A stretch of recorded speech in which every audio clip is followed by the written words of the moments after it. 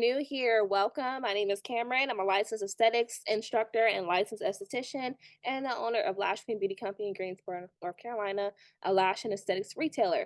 So this is going to be part two of our career and opportunities in aesthetics and also the history of aesthetics. If you are a current esthetician student, this will be super helpful to you. If you're an aspiring esthetician, if you don't know if you can really pass theory in esthetician school, this is a great way for you to see if you can follow along and pass a test. At the end of this theory lesson, because this is the part two, I am available if you would like to take the test. It is completely free. I'm not charging you to take the test at all. Just shoot me an email. I'll be sure to drop my email in the caption so you can send me an email if you would like to take this test and see how you do. All right, let's keep on going. So we left off with the early cultures to modern day skincare practices, and we finished with ancient Rome. If you missed this part, make sure you go back to part one and watch that video so that you're caught up for this second half of the lesson. Next, we've got Asia, China, and Japan. So geishas removed their body hair using a technique similar to today's threading. They wrapped a thread around and extracted each hair. Japanese women use a type of paper called a burgatami to blot oil from the skin and reduce shine.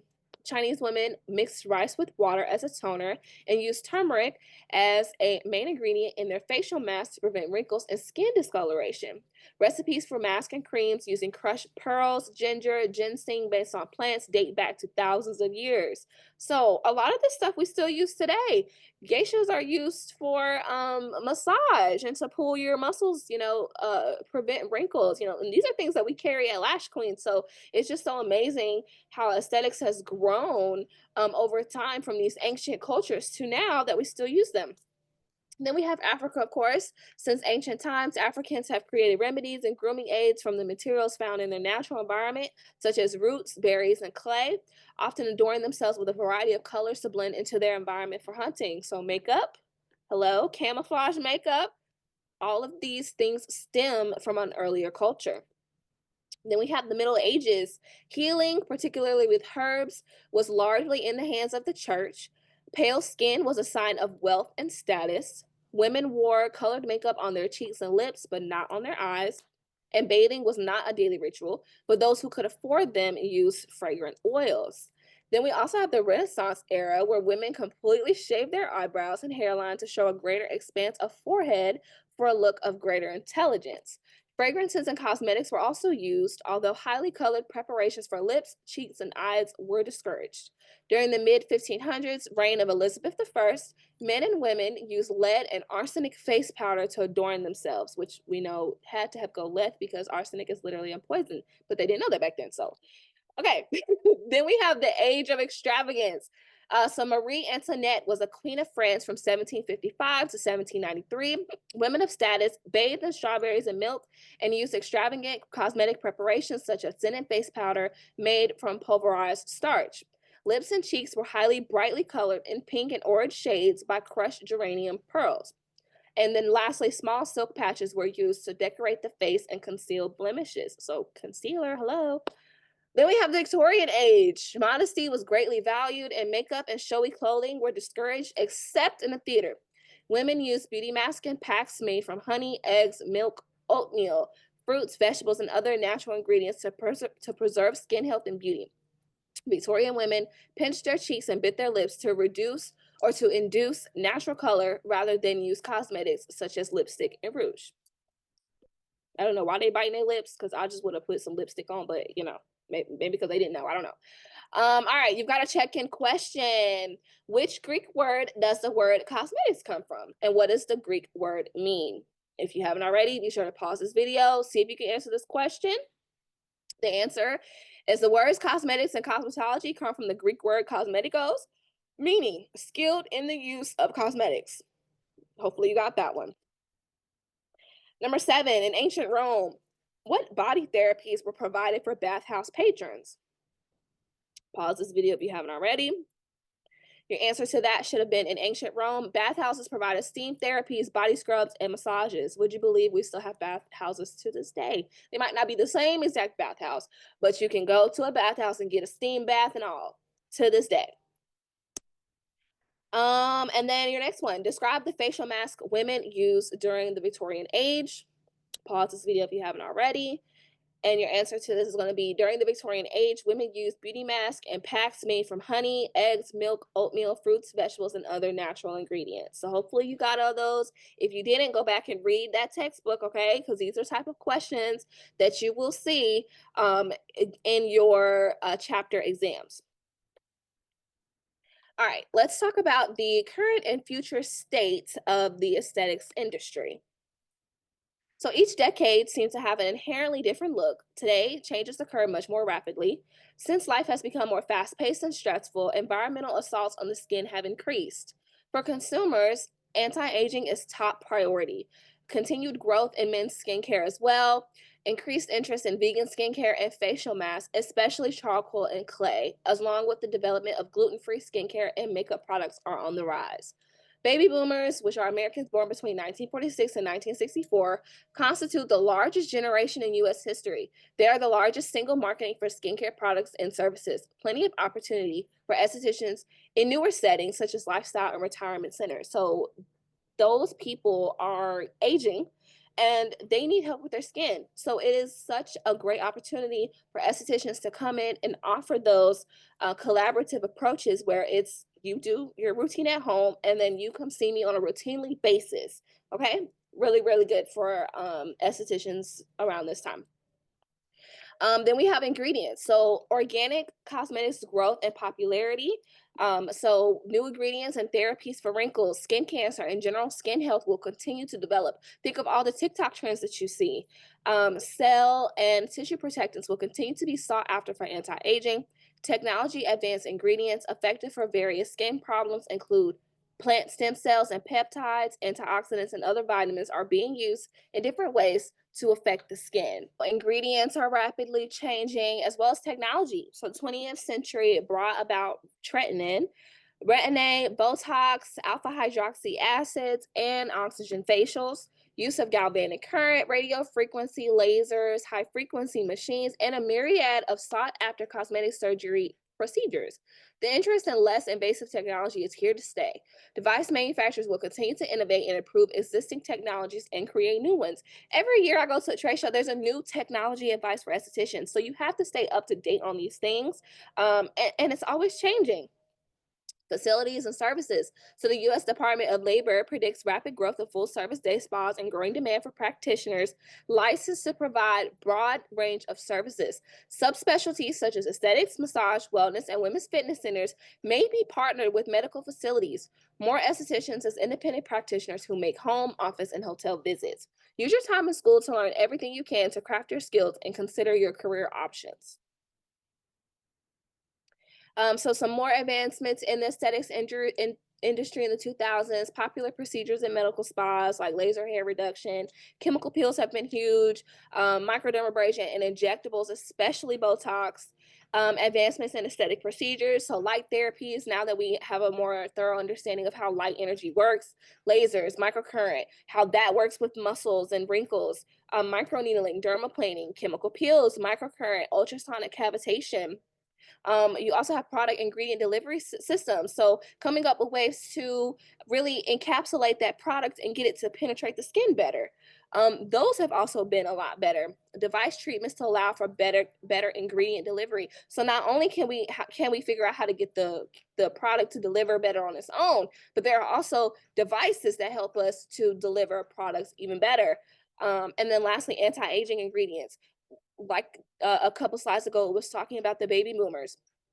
Anti-aging is always going to be at the forefront of aesthetics because people are always aging and they are always looking to reduce wrinkles and signs of aging. Okay. All right, you got a check-in question. Which important cosmetic procedures, products, and procedures were introduced in the late 20th century? If you haven't already, go ahead and pause this video and I'll give you the answer here shortly. Your answer is going to be the 20th century saw the advent of laser hair removal, tretinoin, which is retin-A, retinols, Botox, alpha hydroxy acid, oxygen facials, use of galvanic current, high frequency machines, and a myriad of sought after cosmetic surgery procedures. All right, number 10, what are some of the newer aesthetic procedures that are offered? Pause the video and answer this question if you haven't already. And your answer is going to be examples include light therapies, lasers, microcurrent, ultrasonic, microneedling, dermaplaning, chemical peels, microcurrent, and ultrasonic cavitation. All right, you've made it to the end. Congratulations. So we're going to do a little bit of summary and review, and let's wrap up the chapter. So you are just beginning a great new adventure that will change your life forever. Once you complete your training and obtain your license to practice, the possibilities will become unlimited. We must also understand what our own career goals and objectives are before we can put into place a plan of action for success. As we learn more about this new chosen profession, our goals will change and grow, as will our action plan. Understanding the past helps estheticians understand the present and future trends in terms of skincare and makeup and plan for success in the future. Due to the size of the baby boomer generation, retirement centers and whole communities are being designed to offer the best of aesthetic services. This means that estheticians have a wealth of opportunities waiting for them once the licensure examination is complete. Exploring these many opportunities while still in school will help to better direct a successful career path. All right. My favorite part is the case studies. So we're about to jump into case study, how to apply what you just learned in a chapter to potential case studies, because you will see stuff like this. State board theory. A lot of it is case studies. So it's not what's the first step of sanitation. Not necessarily. A lot of it is going to be applied knowledge. So that's why I love to do these case studies with my students. So let's jump into one. Dion is in her first class at aesthetic school. Early in the classroom, her instructor, Miss Smith, asked her to interview a variety of estheticians as a way to get her to begin to identify her career path. The first interview is scheduled with a person that works in a department store and has retail skills. Which of the following is likely the interviewee? Is it a wax and brow specialist, a clinical esthetician, a makeup artist, or a day spa esthetician? Hopefully you got makeup artists for that one, because makeup artists work in salons, spas, and department stores, work for an hourly wage, commission, salary, or various combination of all three. Duties include skills in makeup techniques and application, retail skills, and recommending makeup products and colors for home use, and being informed on the latest trends in colors, efficiency, and creative. Um, I would say D is the second best answer, because day spa estheticians, well, I take that back. Department store is really the dead giveaway. Okay, because day spa estheticians do not work in department stores. Clinical estheticians do not work in department stores. Wax and brow specialists do not work in department stores. But your makeup artists, think of like a MAC counter inside of a Belk. Those are typically where you see makeup artists a lot of the times, if not at an Ulta or Sephora. Her next interview is with a clinical esthetician. Where did the interview most likely take place? Is it A, a medical spa, B, a department store, C, a salon or day spa, or D, a hotel? For this one, hopefully you got medical spa, because we talked about clinical estheticians in part one. Clinical estheticians are people who lean more into the medicinal side of aesthetics. So clinical estheticians work in outpatient clinics, dermatology clinics, medical spas, laser clinics, dental offices, or research and teaching hospitals. Okay. So medical spa, hands down. Department stores, you don't really see clinical estheticians in there. Salon or day spa, you really don't see them in there. You definitely don't see them in hotels like that. Okay. Strong communication, research, and writing skills are encouraged for which position? Is a cosmetics buyer, an aesthetics writer, an oncology trained esthetician, or a makeup artist? Hopefully you got aesthetics writer, okay? Duties for aesthetics writers, they include write intriguing articles or posts that are of interest and value to the aesthetics community. Proofreading and verifying references will also be an important part of the job. Strong communication, research, and writing skills are also encouraged. Okay, so cosmetics buyer, not so much. Oncology trained esthetician, that's someone who's focused on cancer research for the skin.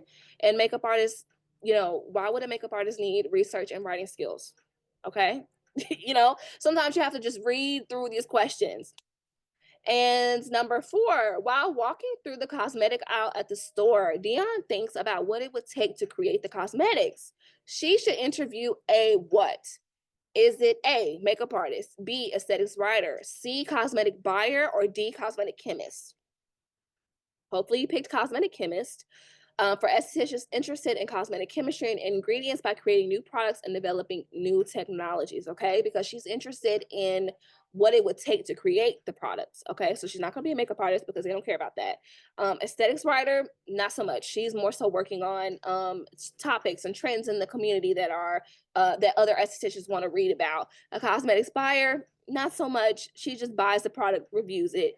And cosmetic chemists, bingo, they are responsible for creating those new products and developing those new trends and things that we see. All right, and your last question. Dion thinks she has decided on her career path. She decided that she wants a position that travels. She most likely does not want to be a what? She most likely does not want to be a what? Is a salesperson, cosmetic buyer, salon or day spa esthetician, or manufacturer's representative? Hopefully you got C, salon or day spa esthetician.